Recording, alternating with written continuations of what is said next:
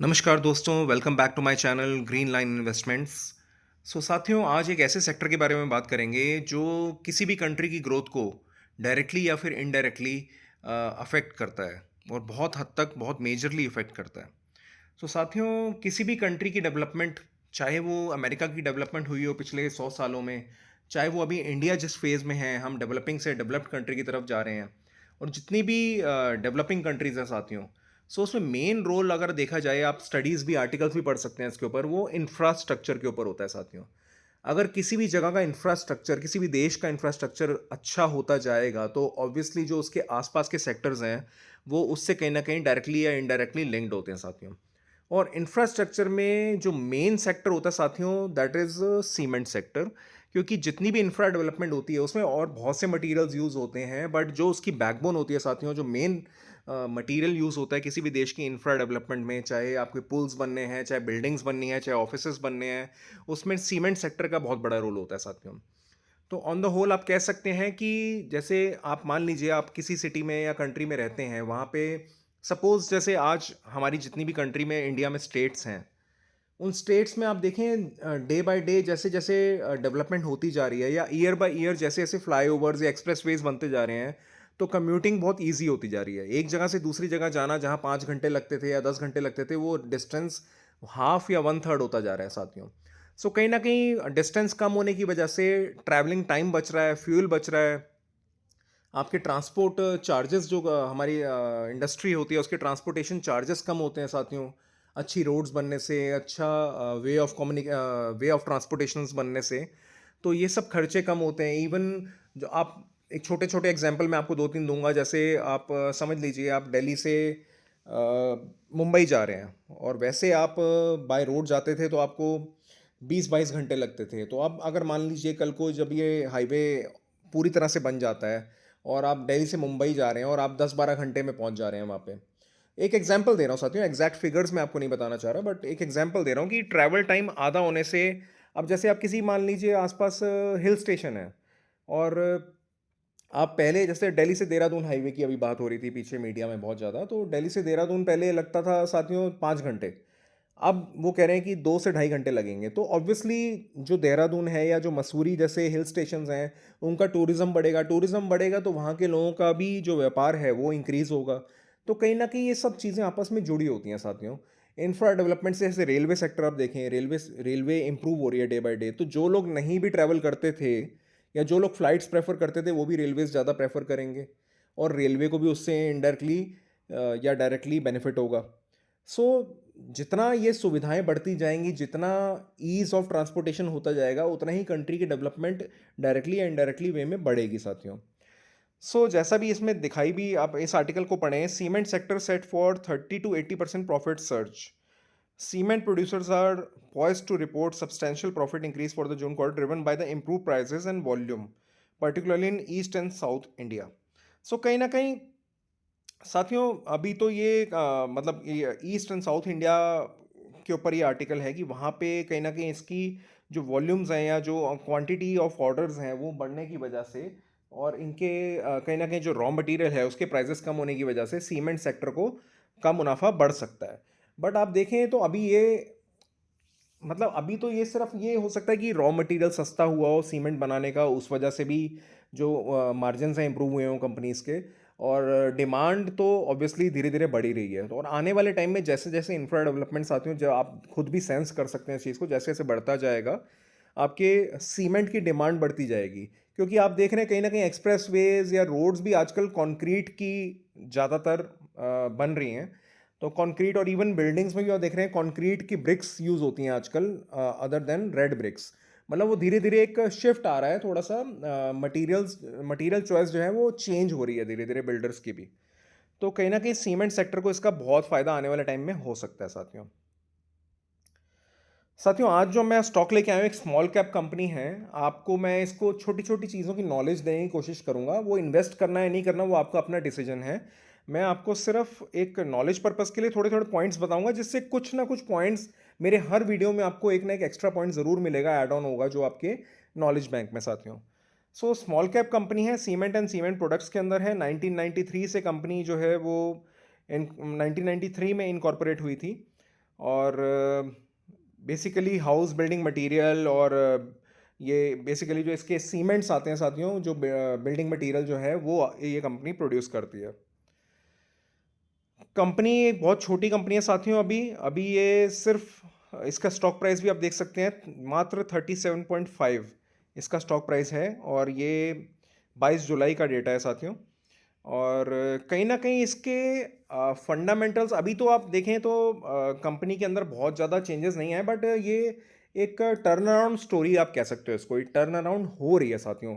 क्योंकि कहीं ना कहीं जब डिमांड बढ़ती है ना साथियों, तो जो मेन सीमेंट कंपनीज हैं उनको भी ऑर्डर्स आते हैं, और इवन जब वो बियर नहीं कर पाते तो उस चीज़ का फ़ायदा छोटी कंपनीज को मिलता है। जब बड़ी कंपनीज मान लीजिए बहुत बड़े सीमेंट के ऑर्डर्स किसी भी इंडस्ट्री से आए या किसी बिल्डर्स के थ्रू आए, कोई मैन्युफैक्चरर्स के थ्रू आए, तो कहीं ना कहीं जब बड़ी कंपनीज उसको केटर नहीं कर पाती हैं तो छोटी कंपनीज को उसका फ़ायदा मिलता है। तो धीरे धीरे कहीं ना कहीं ये टर्न अराउंड करेगी ऐसा मुझे लगता है, क्योंकि कुछ चीज़ें इसके चार्ट्स में, टेक्निकल्स में, फंडामेंटल्स में दिखनी शुरू हो जाती हैं साथियों। वही चीज़ है जो आपको सीखनी है धीरे धीरे, कि इन चीज़ों को सेंस कैसे किया जा सकता है। अभी के हालात में आप देख सकते हैं बिलो एवरेज कंपनी है, क्योंकि ये टर्न अराउंड फेज में है अभी, और धीरे धीरे इसके जो ROI या और भी रेशियोज जो हैं वो ROI, इसका रिटर्न ऑन इन्वेस्टमेंट वगैरह, ये सब इम्प्रूव होगा, इसके मार्जिन इम्प्रूव होंगे, इसका सेल्स ग्रोथ और बढ़ेगी, तब वो बेसिकली इसके फंडामेंटल्स में दिखना शुरू हो जाएगा साथियों। अभी के टाइम पे देखें प्राइस इसका अट्रैक्टिव है, फाइनेंशियल ट्रेंड इसका लास्ट पॉजिटिव रहा है, इसके रिजल्ट्स लास्ट पॉजिटिव रहे हैं, और टेक्निकल स्कोर कार्ड में भी ये बुलिश जोन में है इस समय इसका जो स्टॉक प्राइस है। अब पी आपने देखा होगा कि बहुत से प्राइस टू अर्निंग रेशियो जो है छोटी कंपनीज की आप अक्सर देखेंगे ना, माइक्रो कैप, स्मॉल कैप, वो आपको ज़्यादा दिखेगी, क्योंकि इनके स्टॉक प्राइसेस जो होते हैं वो बहुत एडवांस चलते हैं इनके फंडामेंटल्स से।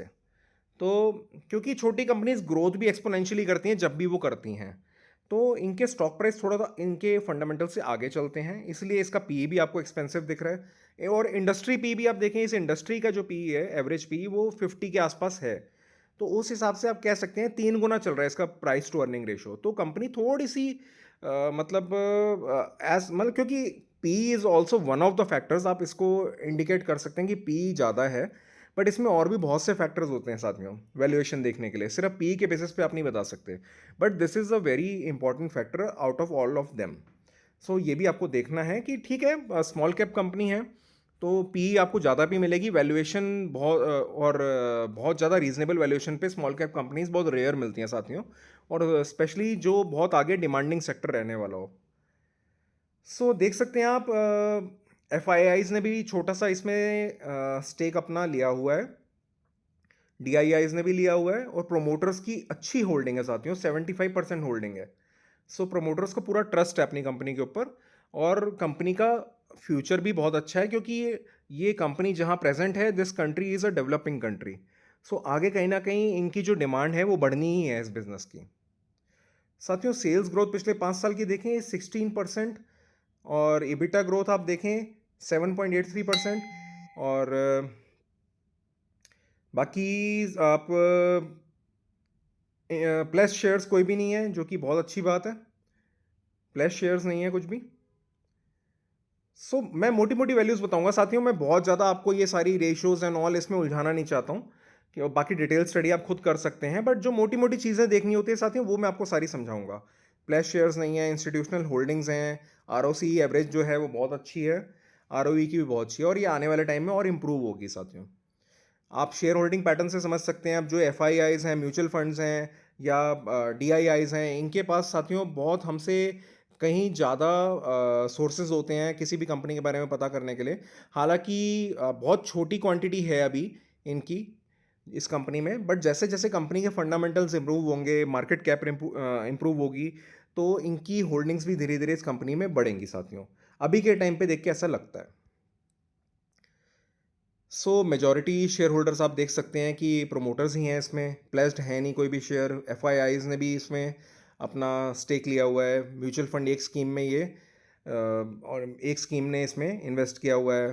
प्रोमोटर्स विद हाईएस्ट होल्डिंग आप कह सकते हैं 71.12%, इसकी जो पेरेंट प्रोमोटर हैं वो हैं JK Lakshmi cement, which is also a very big company. So ये अपने आप में एक बहुत कॉन्फिडेंस देता है, और इंडिविजुअल इन्वेस्टर्स जो हम जैसे इन्वेस्टर्स हैं साथियों, वो भी इन्वेस्टेड हैं इसमें बहुत अच्छी परसेंटेज में। सो जितनी भी कैटेगरीज होती हैं सारी इसमें इन्वेस्टेड हैं कंपनी में।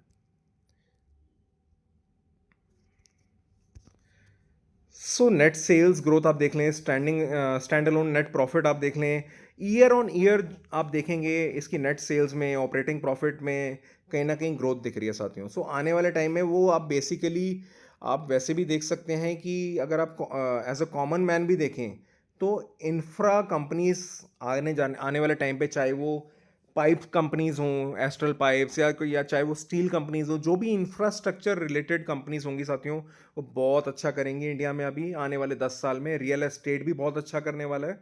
सो इन कंपनीज का आगे फ्यूचर जो है वो बहुत अच्छा है साथियों। चार्ट्स में भी आप देख सकते हैं कि इसका मंथली चार्ट मैंने लगाया हुआ है। जब से स्टॉक पैदा हुआ है साथियों, कोई खास रिटर्न नहीं दिया है, मतलब कोई बहुत अच्छा रिटर्न नहीं दिया है, बट लगभग एक जगह पे स्टॉक मूव कर रहा है, लगभग आप कह सकते हैं थोड़ा बहुत रिटर्न दिया है। आप देख रहे हैं ऊपर नीचे ऊपर नीचे ऊपर नीचे, लगभग इस लेवल के ऊपर स्टॉक गया ही नहीं है, यहीं पे घूम रहा है। ठीक है ना, थोड़ा सा स्टेबलाइज हुआ है इस जगह जाके, बट अब जो स्टॉक आप देख रहे हैं जिस लेवल पे 37.50 के प्राइस पे अभी है, आप ये कह सकते हैं कि कहते हैं ना कि वो टेक्निकल्स में दिखनी शुरू हो जाती हैं चीज़ें, कि अगर कुछ भी कंपनी में चेंज आ रहा है, ऑब्वियसली आप कंपनी के अंदर ना आप एम्प्लॉय हैं ना आप वन ऑफ द प्रोमोटर्स हैं, आपको कैसे पता लगेगा कंपनी के अंदर क्या चल रहा है। और आने वाले टाइम में अभी का चल जाएगा पता, बट आने वाले टाइम में क्या हो रहा है वो साथियों कहीं ना कहीं जो इनसाइडर्स होते हैं उनको ही पता होता है, और वो कहीं ना कहीं जो स्मार्ट इन्वेस्टर्स होते हैं उनके लिंक्स बहुत होते हैं साथियों, उनको हर तरफ से कंपनी के बारे में इंफॉर्मेशन मिलती रहती है, कहाँ क्या चल रहा है पूरी मार्केट के बारे में। तो ये लेवल है साथियों लगभग 40 रुपए के आसपास, जैसे ही इसका स्टॉक प्राइस क्रॉस करता है, ये ब्रेकआउट लेवल है साथियों स्टॉक का।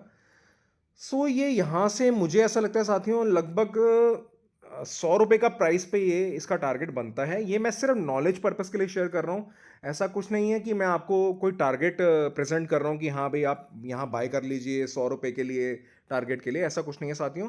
ये सिर्फ एक स्टडी पर्पस का वीडियो है कि मैं आपको समझा रहा हूँ स्टॉक सिलेक्शन कैसे करना होता है, और मोटा मोटा क्या क्या फैक्टर्स देखने होते हैं साथियों। ज़्यादा डेप्थ स्टडी करने से कुछ नहीं होता है, जितना ज़रूरी है हाँ, उतना आप उस स्टॉक के बारे में, कंपनी के बारे में पढ़िए।